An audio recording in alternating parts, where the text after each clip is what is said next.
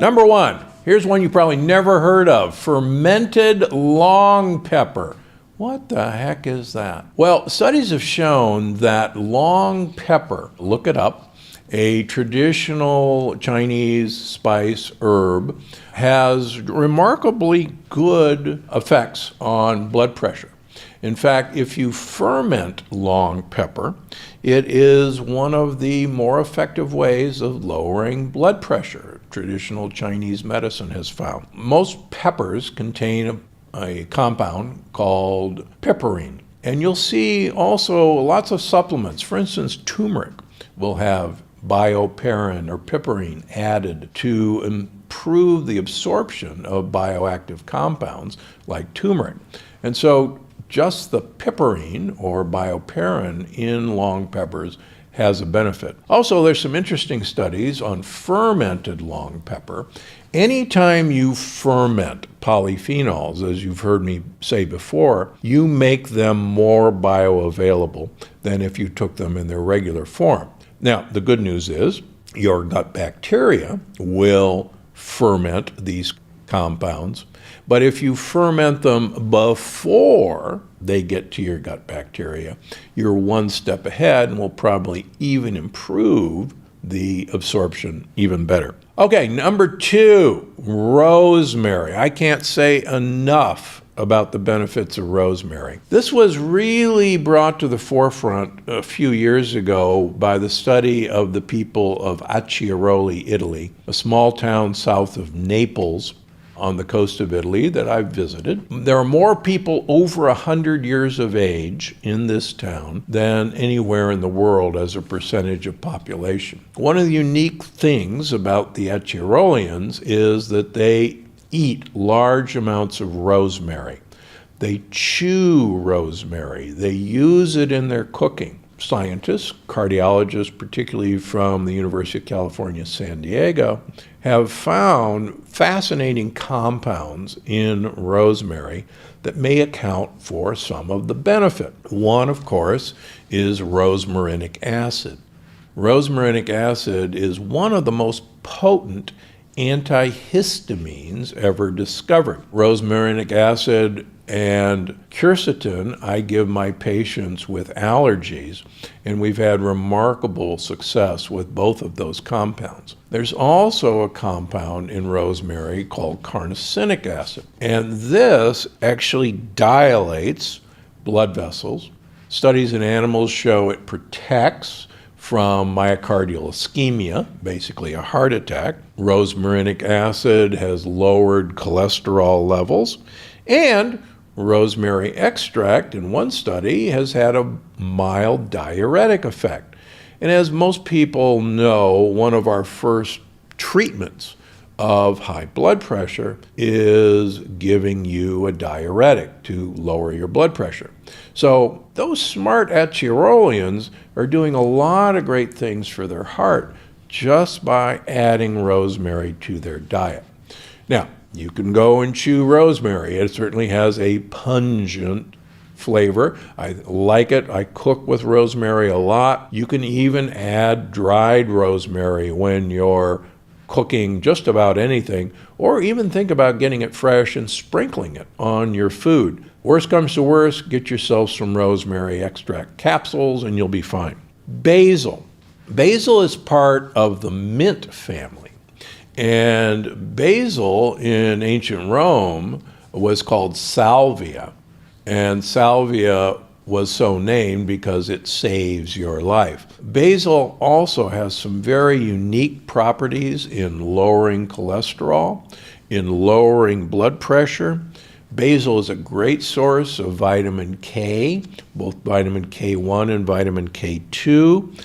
It's also a really good source for potassium. Potassium is one of the two main compounds, along with magnesium, that helps regulate blood pressure, that helps regulate heart rhythm. Whenever I have people with skipped heartbeats, extra beats, the first thing I do is put them on a potassium magnesium supplement. Basil's a great way to get potassium into your diet. Now, it's also great for your gut health. Basil is loaded with fiber, and your gut bacteria, as you've heard me say over and over again, need to eat prebiotic fiber to produce compounds that affect your heart health. Things like nitric acid, things like hydrogen gas, things like, believe it or not, hydrogen sulfide. The rotten egg smell is actually really important for blood vessel protection. So get some more basil in your diet. Another easy way of getting basil in your diet is using basil seeds instead of chia seeds. And you may have seen my episode on Zen basil, where basil seeds are just a great way of getting prebiotic fiber and the benefits of basil into your diet every day. Number 4, garlic. I can't tell you how important garlic is for your health. High blood pressure is one of the key factors in heart health. And as many of you know, high blood pressure is out of control in this country. I can't tell you how many people I see on a daily basis who are on 1, 2, or 3 high blood pressure medications when I first see them in my office. This is a very real factor. Now, interestingly enough, in 2019, a study published in Experimental and Therapeutic Medicine showed that garlic supplements helped lower blood pressure. Researchers in this study showed that the blood pressure lowering ability of garlic supplements would actually reduce the risk of cardiovascular disease by 16 to 40%. Not bad. Now, also really exciting is studies of aged garlic extract have shown that the soft plaque inside arteries, and quite frankly, it's the soft plaque that causes heart attacks. But one study in patients, 55 patients aged 40 to 75, were tracked taking an aged garlic supplement for a year. The researchers found that those who took the supplement had an 80% reduction in soft plaque. And quite frankly, I take an aged garlic extract every day for exactly this purpose. I recently had a patient who does not exactly have a healthy lifestyle. Let me put it that way. Very overweight, very insulin resistant, in his early 70s.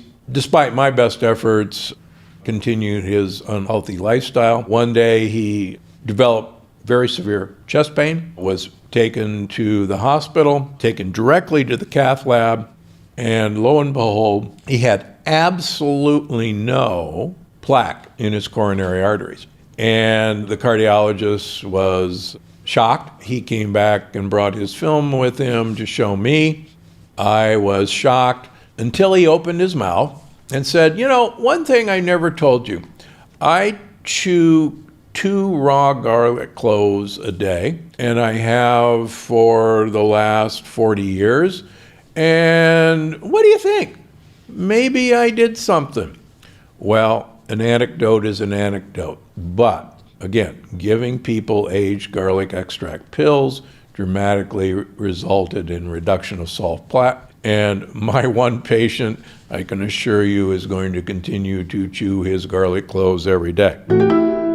Before you put that big slice of turmeric into your smoothie, listen up. You know, we all know I'm a great fan of spices. They offer many unique health benefits, and they're absolutely delicious. Now, you probably heard of the one I'm going to focus on today, but I guarantee you'll be surprised by how much this spice has to offer, but the ways you've got to use this spice to get the benefits from it. Now, after you listen to this, you might want to go grab a big bowl of curry rather than throwing the root into your smoothie.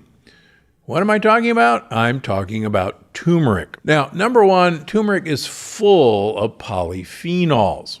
And if you've read my books, if you've listened to me long enough, you know that polyphenols are those compounds from plants that were designed by plants to protect their mitochondria from damage from particularly sunlight and the elements.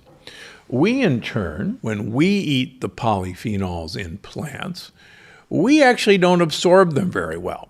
And that's the point of all this talk. You could eat the polyphenols in turmeric, particularly curcumin, and you will very likely not get any benefit from it because it is very poorly absorbed and it's very poorly broken down by our gut bacteria into absorbable compounds. Now, what's interesting about that is it needs a helper to get absorbed. And remember I told you let's have a bowl of curry. Well, curry contains both turmeric but also black pepper. And as I've written about in my books, there's a fascinating study in Singapore looking at people with improved memory as they get older versus mild cognitive impairment. And people who ate one bowl of curry per week had dramatic better memories than people who did not eat that bowl of curry per week. And the reason for is the two essential ingredients to make turmeric work is black pepper and curcumin. So when you're putting your turmeric in your smoothie, please, believe it or not, shake in some black pepper. When you're adding turmeric for a seasoning, shake in some black pepper. You'll activate it. And when you're buying curcumin or turmeric as a supplement, either look for the presence of black pepper. The active ingredient is bioperin, and look for that word, or look for turmeric that has been activated and has been shown in a clinical study, a human clinical study, to be absorbed. And there are several active ways to make curcumin absorbable besides black pepper. But most of the time, you're going to see the word bioperin. And if you see that, that's your key that you've got the agent to absorb it. Why get curcumin in your body? Number one, it's one of the few polyphenols that has been shown to cross the blood-brain barrier. Most drugs, most compounds cannot get through this barrier called the blood-brain barrier, and turmeric is one of those rare ones, and that may explain why it has been associated with improved memory. Now, turmeric, curcumin, also is a strong mitochondrial uncoupler. That means it actually tells mitochondria to repair themselves and to make more mitochondria, called mitogenesis. And it has the additional benefit in having mitochondria waste fuel. And there are a number of studies suggesting that curcumin actually helps maintain a healthy weight or helps with weight loss through thermogenesis. Speaking of thermogenesis, there are numerous studies that show turmeric changes white fat into beige fat. Now, there are three types of fat. There's brown fat, beige fat, and white fat. The fat that we store fat in is basically white. It's fat. Brown fat is named brown fat because it's so loaded with mitochondria that it literally looks brown under the microscope. Brown fat is used to generate heat. In fact, when we're babies, we have a lot of brown fat in our body, and we use that brown fat to generate heat through mitochondrial uncoupling. Beige fat is white fat that's becoming more and more and more filled with mitochondria. So guess what? Turmeric, curcumin, actually makes that transition happen.